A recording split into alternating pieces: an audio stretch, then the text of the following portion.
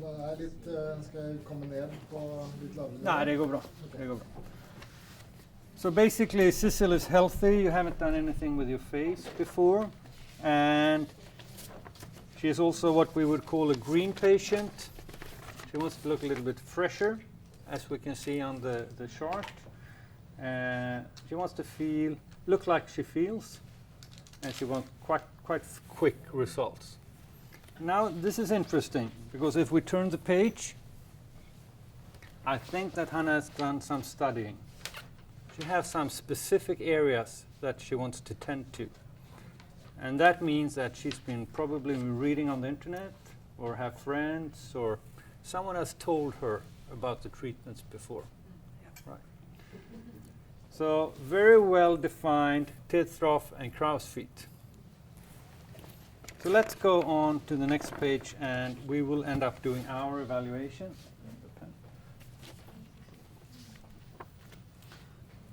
So first of all, may we ask how old you are?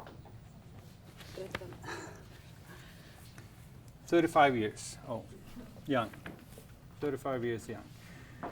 So first of all, looking at the skin quality. Has she any loss of elasticity, or what is your? Not much loss of elasticity.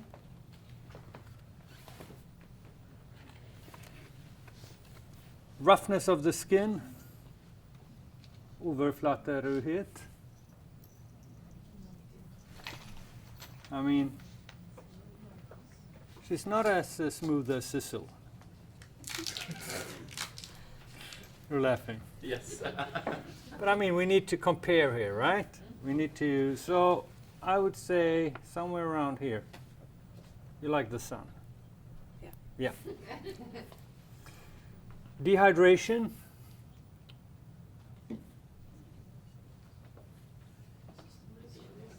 I mean, on the camera it could be difficult to see what is lines, what is dehydration, what is roughness, of course. But I think that Anna uses her creams. Nodding. But she has maybe a normal 35-year-old dehydration, I would say. Next step would look into wrinkles and lines. Do we see any static lines? She has, as all people not been doing toxins for a long time, she has some static lines.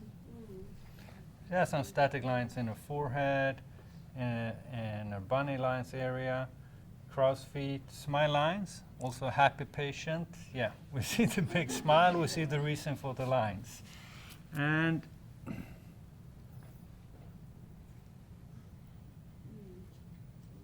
most often, usually I'm able to read how people sleep, but I don't know if you sleep on both sides or on your back, because both sides. I cannot say that one side is more than the other. Otherwise, sometimes you can find more accentuated sleeping lines. And of course, that is important to tell your patient, because you cannot take away sleeping lines without changing the way your patient sleeps. So let's focus on the periocular area. We have the crow's feet and we have the teeth trough. Is that a deep teeth trough? Not really. Hannah actually has, as all people, we have the thinnest skin on the body in the teeth trough area. And you are a skin type 1-2, I would say, so that makes the skin more transparent. This is also, since you are quite fit, you don't have a lot of fat in your face, so tissue cover decreases over the veins, which makes the veins giving us a bluish shimmer. I've already told Hannah when you had the sushi and the champagne that we cannot take away that. But what we can do is that we can treat the depression and take away the shadowing effect. Now from the light of the camera, it could look into the camera, difficult to see because we have the light straight on right now. We can also see, look into the camera, the clear dynamics of the teeth trough area. Looking up always will accentuate the teeth trough. Looking straight and then looking down, looking into it. So she doesn't need a lot of volume.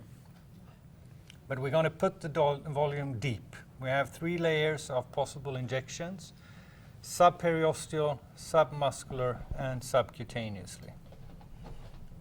In Hannah's case, I would try to put about 70% in the subperiosteal space, about 30% submuscular, and maybe a little bit up here, subcutaneously. Very, very small amount, 0.03. Or I would not touch that. That's it. We have to be very careful in the superficial plane. Constrict your eyes, smile, smile, smile. Where to put the toxin, I think it's easy to evaluate. More harder, harder, harder, all the way up here, right? Because that will give us a chemical brow lift as well. Okay, please. And the pen.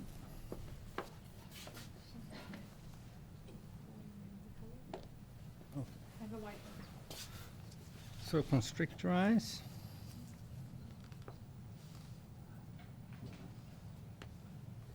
There's one area and we need to be careful overdosing, treating the crow's feet, and that is the lower part. And especially if we go deep, because we have the insertion of the zygomaticus major. One more time, thank you. One more time.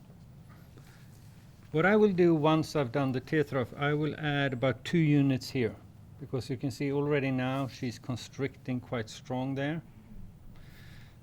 So just a little bit in the most medial part to relax that. But I will not do that until I've done my tear trough treatment, right?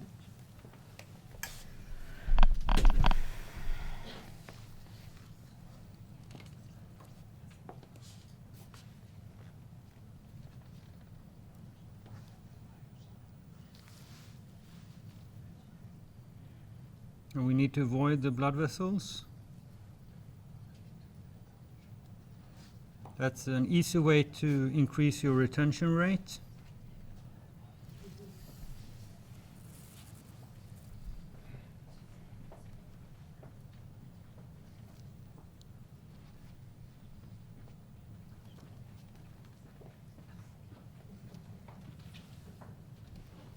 That's it. Hello.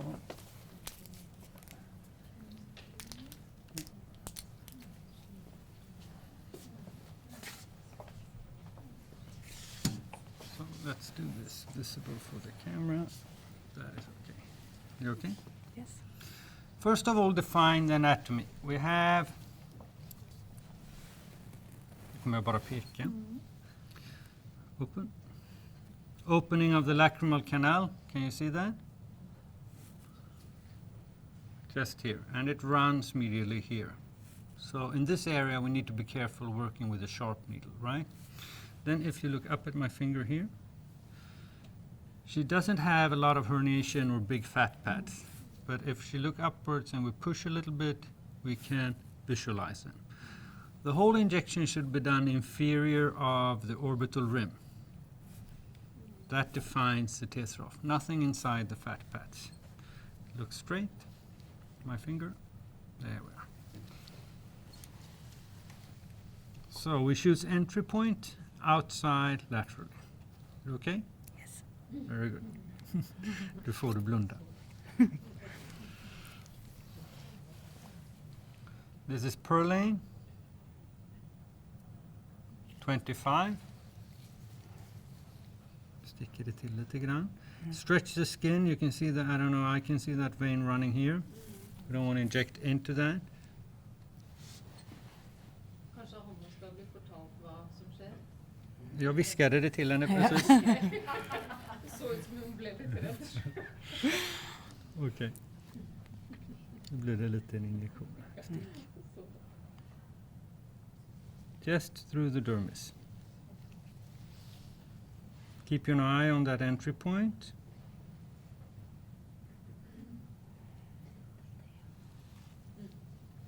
So first of all, we need to go through the orbicularis oculi muscle.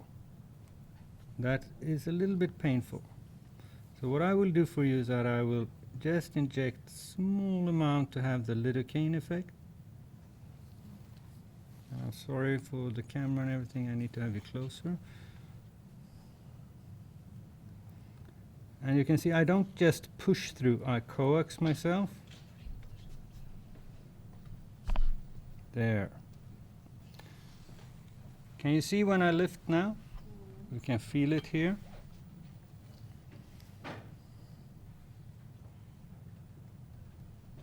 Sorry for that finger, I need to feel my injection. Now we have some lidocaine effect. So let's find that subperiosteal layer.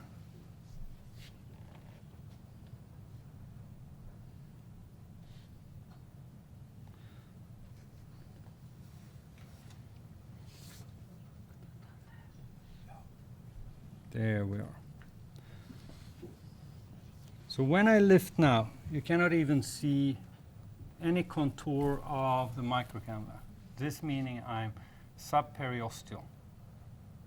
This is a very high pressure space, which means less risk of edema, the most tissue cover, less risk of Tyndall effect, and it's also connected to the orbital rim, so we will not have any risk of migration superiorly.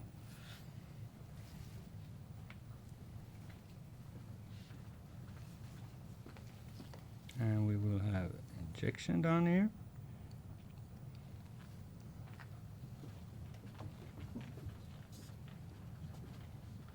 Can you also see when I move that the material is doomed by both the muscle? And then we will go to the submuscular space.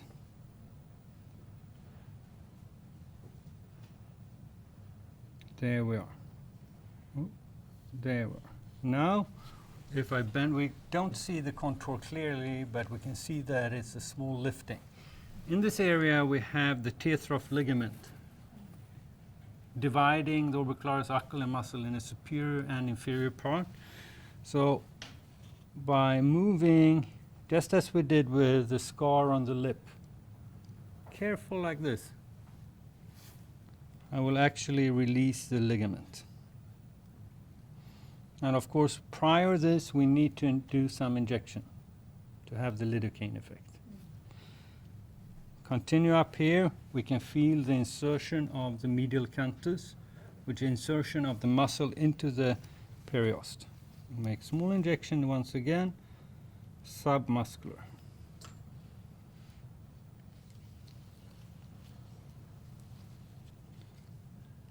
Go back to the subperiosteal space. You need to localize the foramen infraorbitalis so you will not risk entering it or damaging artery, vein, or nerve.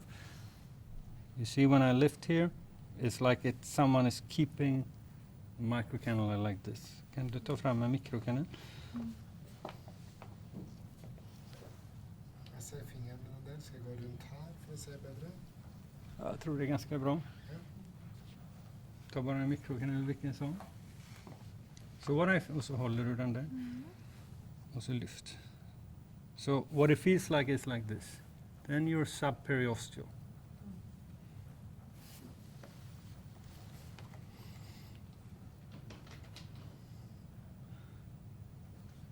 So I met most of you before, and you might think of me as a volume guy, but less is more in the Trough, right?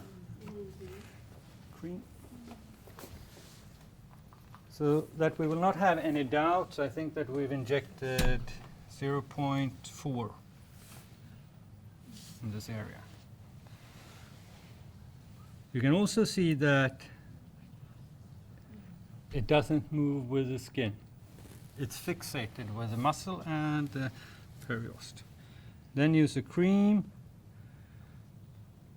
sculpturate, mold it, create a smooth, nice result, and that's it.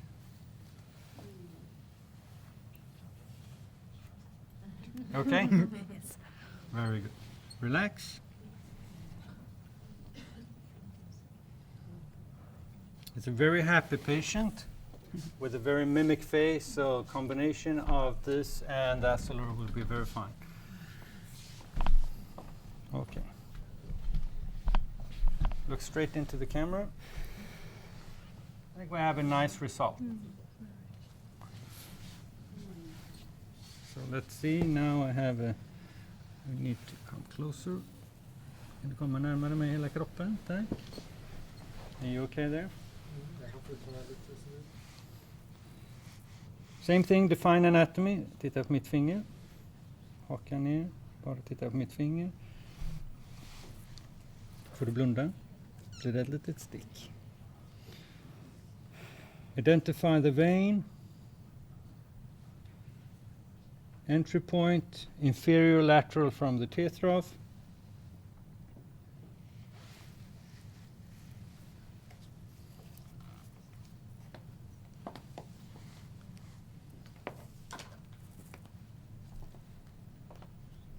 Submuscular. You see, you can barely see the contours of the microcannula. Is that visible on the camera? Yes. Just to show you, right? Subcutaneous. Deep breaths, Anna. And I still haven't injected anything. We should do that, right? To have that local anesthetic effect. Be careful to be at least submuscular when you do the injection. You don't want to put anything superficial on a patient like Hannah. Then go deeper to find that subperiosteal space.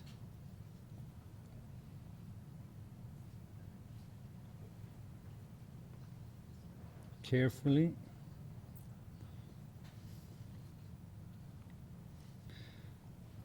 There. And you can feel that a little bit. And there we are. I'll just make a small injection for the anesthetic. And this space also needs to be opened up. Lift it. Can you see the difference from the submuscular space?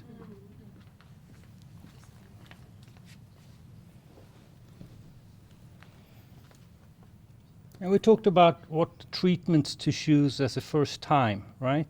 This is the first time Hannah has a treatment, and she's doing her tear trough. So then again, we have that tear trough ligament. We can elevate that in the subperiosteal plane, but we can also in the submuscular. Okay, let's show. Can you see that this is submuscular? So here, let's release that ligament.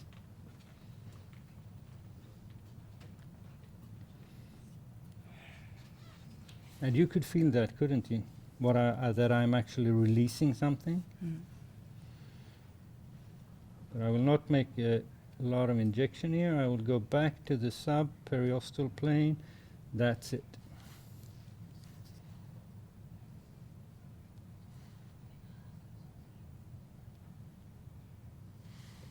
That's about 0.4 as well.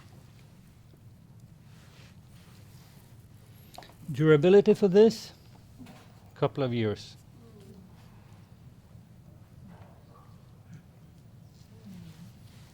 The risk of migration, edema, and Tyndall effect is quite low in the deeper layers. Remember, looking up at me, she will always have a tear trough. Looking straight, smoother, looking down, almost overcorrected. That is the dynamic of the tear trough. And you survived this as well? Yeah. Okay. And of course, if we go deeper, in a way we need more volume, right? Because it will not absorb as much water as it would do in the superficial layers where we have less tissue pressure. The deeper, the higher tissue pressure, the higher the tissue cover, the more safe and more predictable the treatment. Let's sit up, Hannah. Azzalure in her crow's feet, sorry for that.